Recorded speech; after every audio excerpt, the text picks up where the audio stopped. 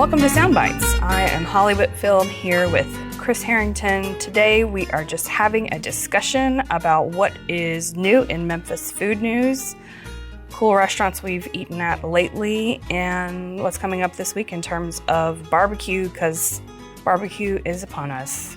Sound Bites is a Daily Memphians weekly food, drink, and dining podcast. You can tune in on WYXR Radio every Thursday at 11, or listen wherever you get your podcasts, iTunes or Spotify, or of course, you can listen at dailymemphian.com. If you are listening on WYXR, up next, you can hear the Sidebar podcast with Daily Memphian CEO Eric Barnes. This week, he is interviewing Andy Ashby of Memphis Made Brewing and Maggie Emerson of Maroon Brewing. They both have new breweries opening in Memphis. Andy, of course, has had Memphis Made for several years. So they'll get into what's going on in the Memphis beer scene. But let's get started today with what's going on with Memphis food news. Chris, thanks for having this casual chat today. How you doing? Doing well. Good to be back. Been gone for a few weeks. Don't know how frequently I'll be on the pod going forward. We'll see. But it's good to be back in the saddle with you this week. Okay, let's get started with tasty food right away. Have you been anywhere great in Memphis that you want to shout out? I got a couple of shout outs. Not as much in the manner of new, in one case new to me, but a couple things. One, I want to give a shout out to the bar at the barbecue shop. And by the bar, I mean the literal bar. Mm-hmm. If you've never sat at the bar in the barbecue shop and eaten, it's a real time travel situation. It's the bar itself dates back to a previous restaurant in the same building. I believe it was called the Madison Tavern, but they kept it was like two restaurants ago before it was the barbecue shop. So at this point, you're talking 50 years or 40 years or whatever. And they just kept the bar. And underneath the bar is sort of, I don't know if it's glass or lacquer or whatever, but there's all these magazine clippings, and then they're sort of covered. So as you sit and eat, you look down, you see all these magazines, and it's all Memphis circa late 70s, early 80s. So you can sit at the bar and learn all about Keith Sykes and Larry Raspberry and lots of music stuff, and Joyce Cobb and Sam Phillips and all this stuff, and look at all this cool Memphis stuff while eating one of my personal favorite meals in Memphis, which is the chopped pork sandwich on toast at the barbecue shop. So shout out to and a shout out to East Memphis Breakfast. I've become East Memphis oriented lately, which is new for me. Not only are the Daily Memphian offices now here in East Memphis, but I'm currently living with my dad right around the Memphis Germantown border. So I've been East Memphis oriented.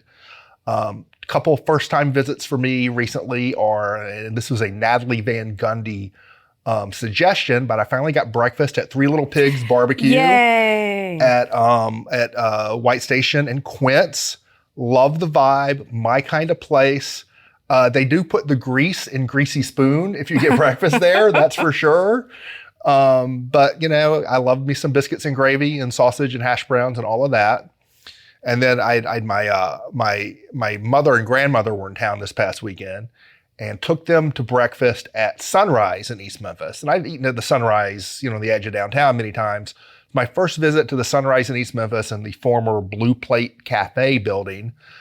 And that building, that rooms is a great fit for the Sunrise concept. It works really well. The vibe's really nice. Also, no surprise, but excellent breakfast food there.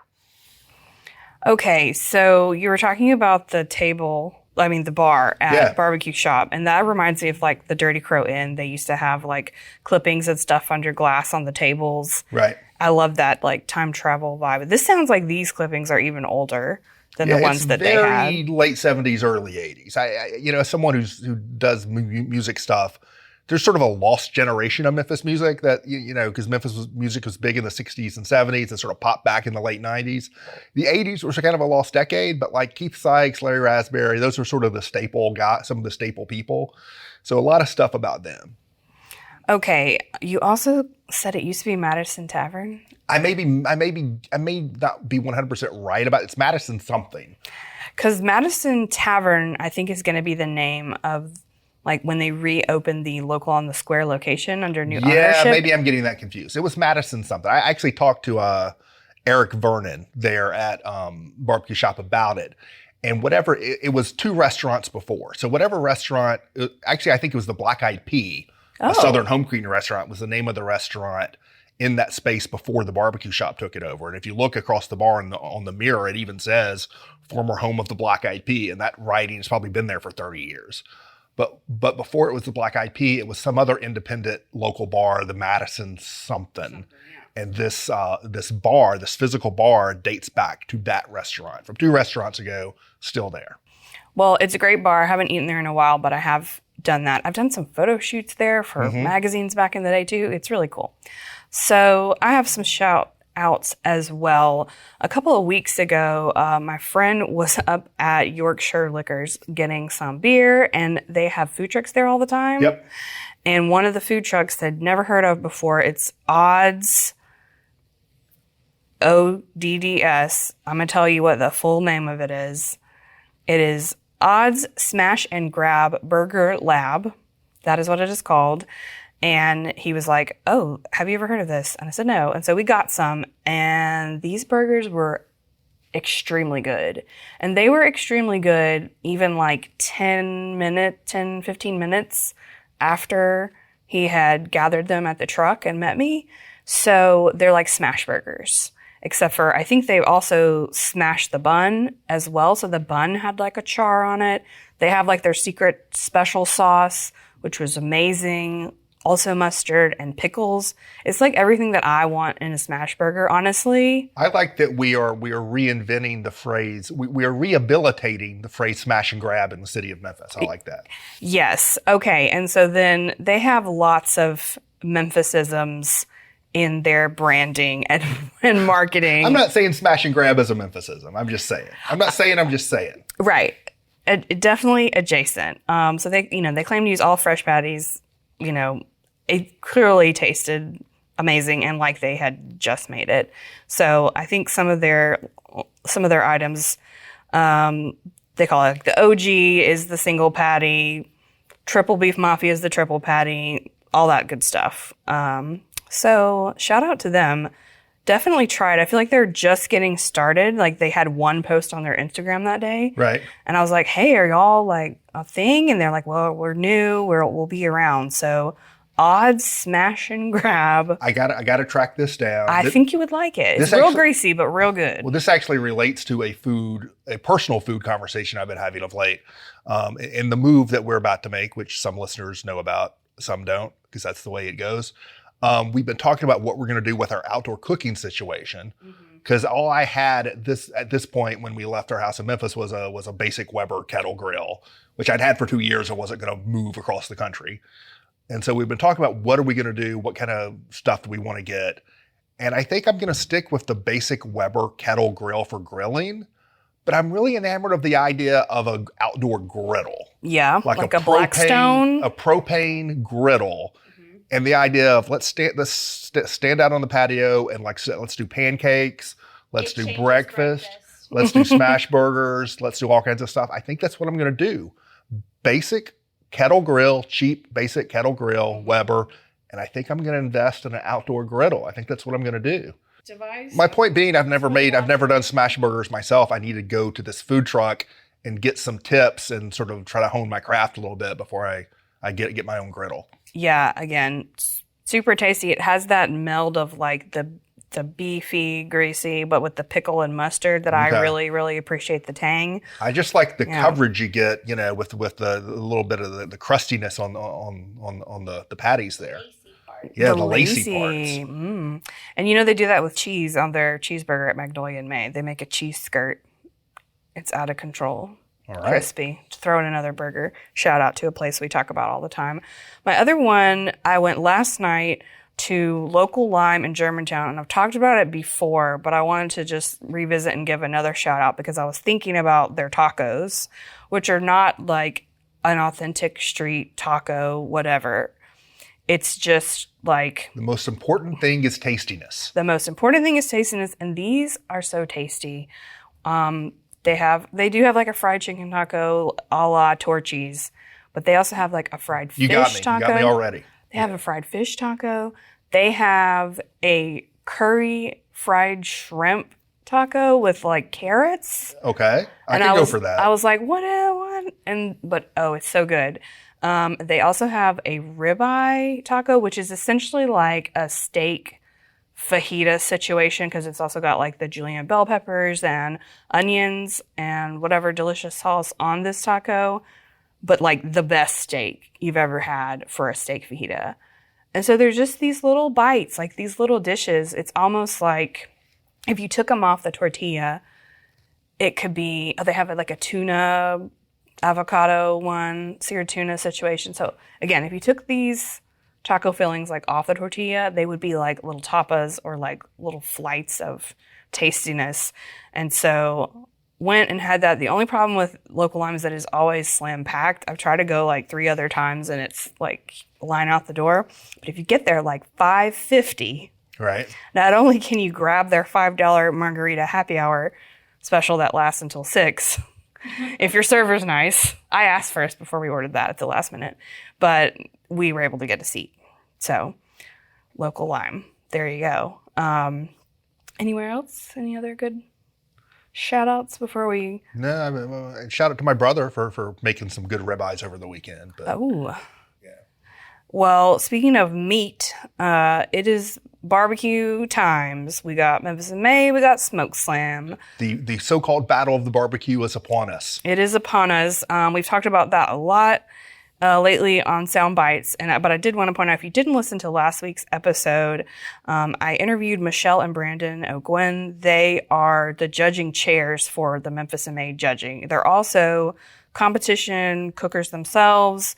I decided I'm just going to go ahead and call them barbecue experts, in my opinion, because they have a whole story and a whole wealth of knowledge about barbecue and the competition ins and outs and how that judging works. So if you have an interest in like the math behind the quote fest, definitely check that one out. And then we have a story on the Daily Memphian this week about Home Place Pastures, which is the Como, Mississippi farm where it turns out a lot of the hogs used for this competition barbecue this week are raised. And it was a really good story. I thought it was a terrific story. It's by a freelancer, Sono Moriyama. I think I pronounced that correctly. Apologies if I did not. And it really, I mean, the tie-in is the connection to some of the barbecue teams and some of these contests. But if you eat out a lot in Memphis and you buy food products a lot in Memphis, this is a name you've probably encountered, right? You've seen Home Place Pasture stuff at the farmers markets, Home Place Pasture stuff at butcher shops like Buster's Butcher. In the story that we had, we quote Jimmy Gentry of the Lobbyists downtown and Cole Jeans of Kinfolk, who both use Home Place Pastures products. They've really become sort of like a signature name in sort of like Memphis foodie circles, for lack of a better term. But I thought a really interesting story about sort of the origins of that business. It's an old family farm and it's a multi-generational thing, but it had been a more traditional crop-based farm. And the current owner, it's his family place, his dad's place. He converted it from a crop-based farm into I don't know what the word is. Livestock, yeah. Operation. And it's been a huge success. Yeah, and I wanted to mention too that they are part of like the Sweet Cheeks barbecue team that won the pork shoulder category at Memphis in May last year, right, using, of course, is it Berkshire or Berkshire? I think on that one you're good either way. I'm good either way. Well, thank you. So yeah, the Berkshire, type of pig, but really, apparently the way these animals are raised affects the meat like in a very extreme way, which, I mean, it seems obvious, but it may not be something you think about all the time if you're not cooking it yourself. I do think, when you buy, you can tell the difference in chicken, especially. Yeah. I feel like, eggs, you can kind of tell the difference. That's true. I mean, to some degree, maybe you talk yourself into perceiving a difference that's not there if you know, but I do think there is a difference. Right. I know that like Melissa Cookston, who is the pitmaster for Memphis Barbecue Company in North Mississippi, like also raises her own hogs. That's a conversation I had with her a couple years ago. I feel like it's kind of become almost standard for the winningest teams to do this. I mean, it's the only way you're going to be able to sort of set yourself apart. I think. So definitely check that story out if you haven't. I'm just going to go through some of our other recent stories because there's been some kind of twisty-turny, interesting news. First of all, Happy Mexican downtown is now called 2nd Street Tacos. I feel like it's a name upgrade, especially for the downtown area. Yeah. You know, I think there may be people in the world, I'm not necessarily saying I'm one of them, I'm leaving myself out of this, but I think there may be people in the world who raise an eyebrow about going to eat at a place called the Happy Mexican. Sure. I feel like no one raises an eyebrow about eating at 2nd Street Tacos. That sounds like the taco place that would be in a downtown.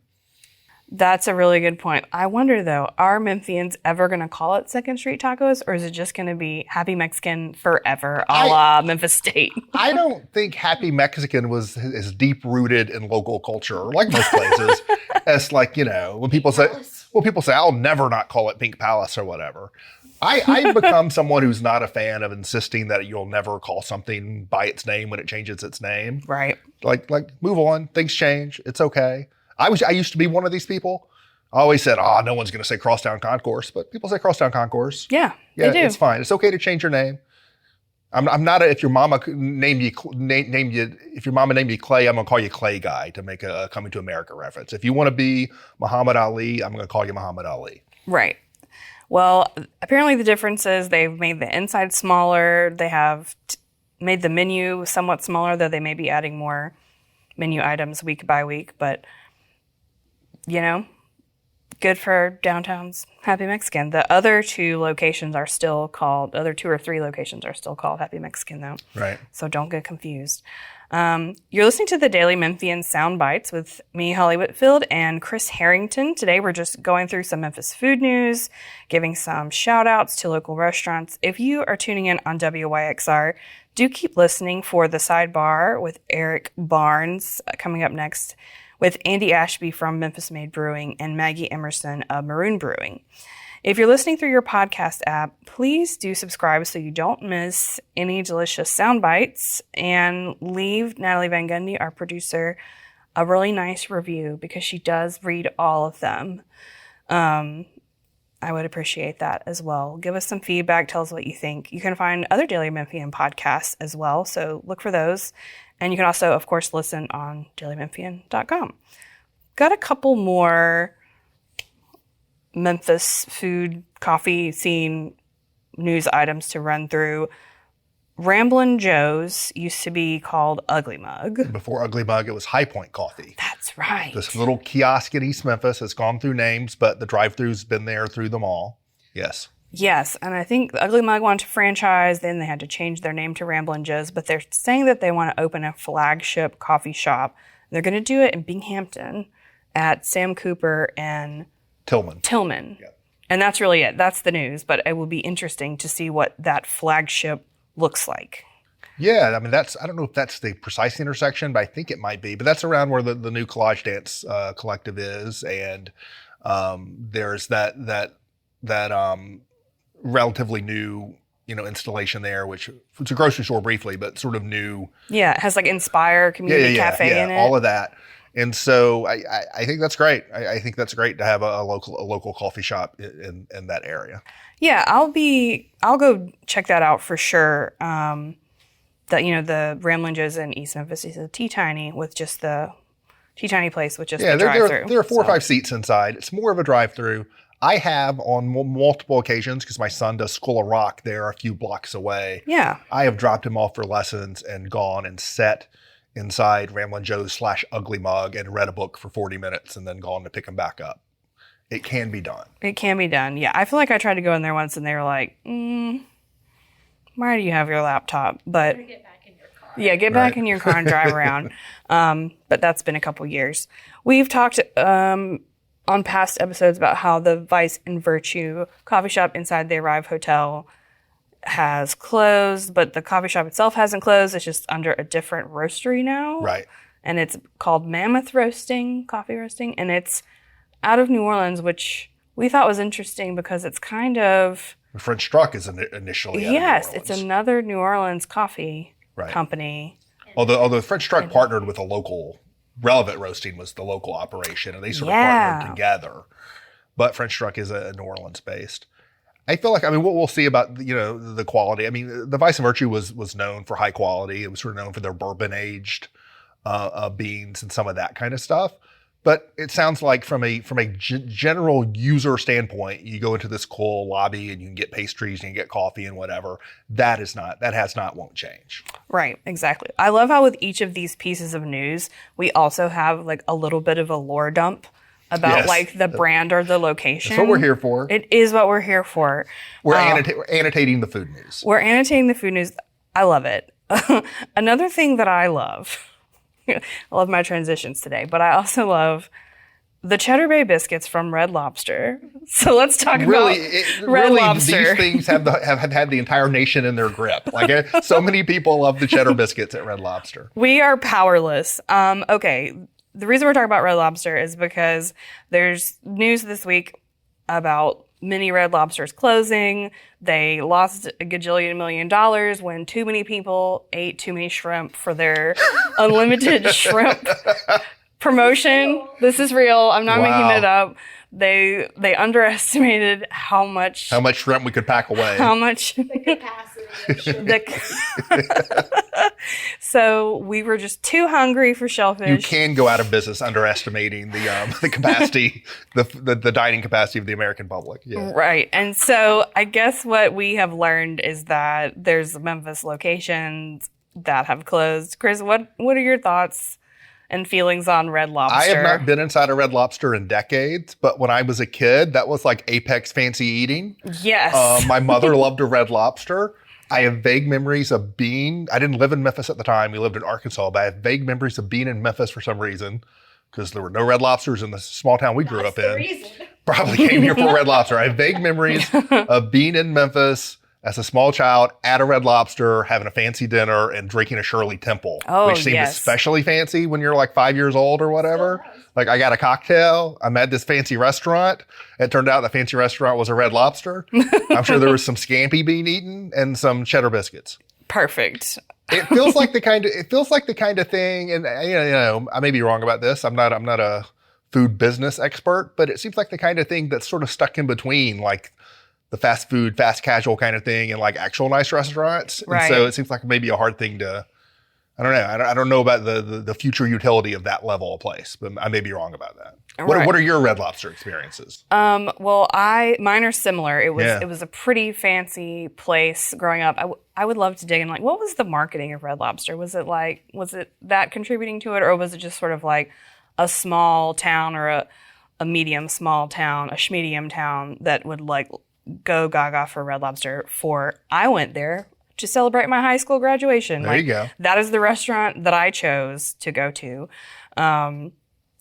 My other Red Lobster experiences, I found the little grocery store box of the Cheddar Bay biscuits because you can get that from the grocery store and like mix them up. And I brought them to a party some years ago, and like people called me like the Red Lobster biscuit girl. Yeah. For weeks afterwards, honestly. So that's fun. And then finally, a couple years ago, I went to the Red Lobster that now is temporarily closed, which may mean forever closed, on Winchester, with some friends to do what I'll admit we called drunk lobster, although we didn't really get drunk. But we just went to have drinks and embrace the chain restaurant experience and got like branded cups with like the lobster on them. And honestly, not bad. It's just not bad if you know what you're going in there for. I don't know why I just thought of this, since I knew Red Lobster might come up on the pod, but I don't think I've been on the pod since I've done this. I took the biscuit making class at Muddy's Bake Shop. Oh. And we made buttermilk biscuits, but we also made cheddar drop biscuits. And I was the only male in the room. Yep. Which was fine by me, but I stood out a little bit. And when the recipe was presented, we're going to make these cheddar drop biscuits, one of the other people taking the class said, "Oh, like at Red Lobster." And that is how, and the instructor said, yes. And that is what we did. So I have made my own cheddar drop biscuits. Now that I can't go to Red Lobster anymore, I got to start whipping them up in the kitchen more often. Well, Were yours good? Yeah. They were good. The ones we made were like cheddar and like green onion, I guess. The instructor mentioned that she had made some with smoked Gouda and rosemary, and that's what I want to try. Yes. I would add garlic. Yeah, there was some garlic. There was some garlic. There was a little bit of red pepper. Those were optional ingredients, but I chose those options. Yes. That's because you're right. Yeah. Well, garlic and red pepper for Mrs. Natalie is not on a microphone. Oh yes, we're talking about biscuit ingredients. Okay, well I love that for you. Congratulations. Yeah. We have another minute or two, and so I just thought I would throw in. Hopefully, by the time you're listening to this in a couple of hours, we will have this information on thedailymemphian.com. But we're looking into Jerry's Snow Cone's original location that is maybe closed. It seems to be closed, but whether that is temporary or not temporary is at the moment not certain. Right, and our Sophia Surratt that's been on the pod a couple of times, like she's working on getting that story and confirming things. But what's happened so far is that people on Facebook have posted pictures as early as April, maybe before, where the sign on this is the original location, not the one out in Cordova, that said closed for maintenance. But apparently in the last week or less, someone has gone and spray painted over the for maintenance part. Okay. That's all we know. I don't know. I feel like that would be the end of an era, even though they have that Cordova location. This is obviously something very important. It's the original Jerry Snow Cones. I will say I did a Germantown Parkway feature last summer for the Daily Memphian, and I visited, which I had not before, the Cordova location, which is just off of Germantown Parkway. Mm-hmm. On Bonnie Lane. And Bonnie Lane. Even though you're a block off Germantown Parkway, the actual vibe at the specific place I thought was pretty good. I think they did a good job of recreating the right kind of vibe.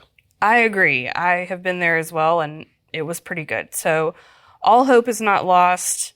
We don't know yet if the Wells Station Jerry's is gone or not, but at least hopefully we'll still have the Cordova one. So that is all the time that we have for today. Thank you so much, Chris, for ripping with me for the lore dumps on our little news items. Listeners can tune in on WYXR radio every Thursday at 11 for sound bites. Of course, listen wherever you get your podcasts, iTunes, Spotify, dailymemphian.com. Chris, thanks again, and we will be back to talk more Memphis food on Soundbites.